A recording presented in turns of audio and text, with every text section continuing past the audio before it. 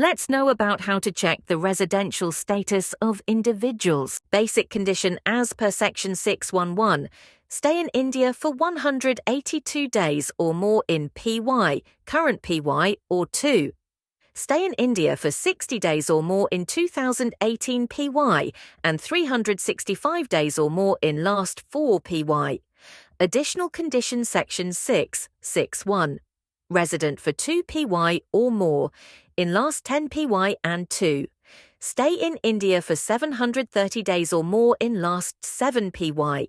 If any individual satisfies any one basic condition, at least one, then he is treated as resident in India, otherwise non-resident in India.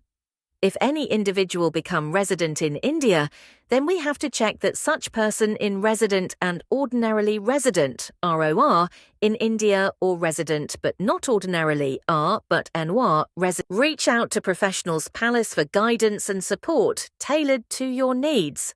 Thank you.